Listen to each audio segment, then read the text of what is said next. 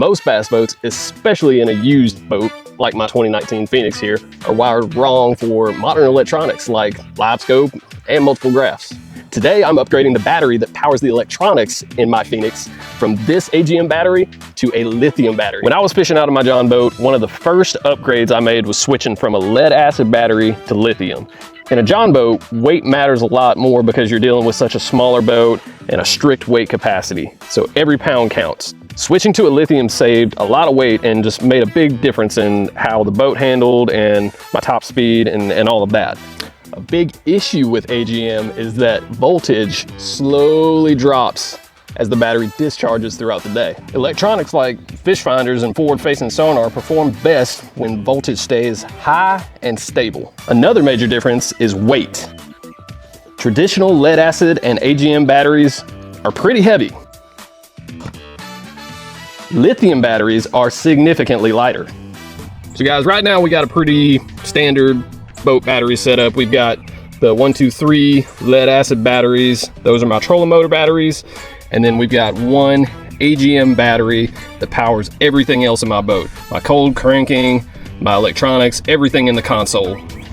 Now we'll remove the AGM battery and install the lithium battery that will power the electronics.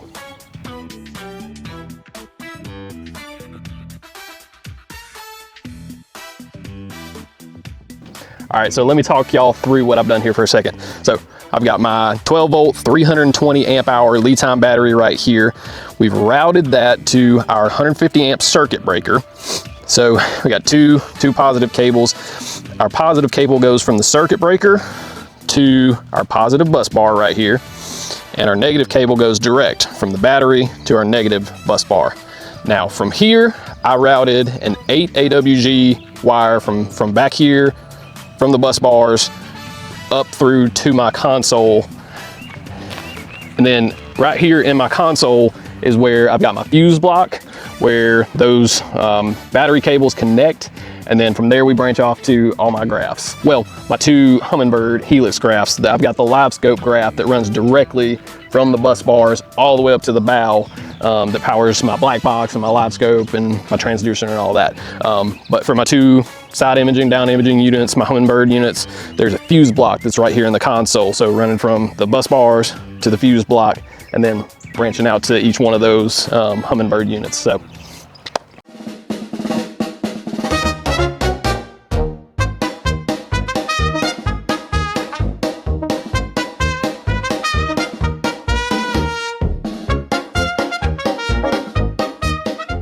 All right guys, so after a full day out on the water, the lithium batteries are still holding strong voltage while powering my console graph, my bow graph, and my live scope. So come take a look, I'm gonna show y'all.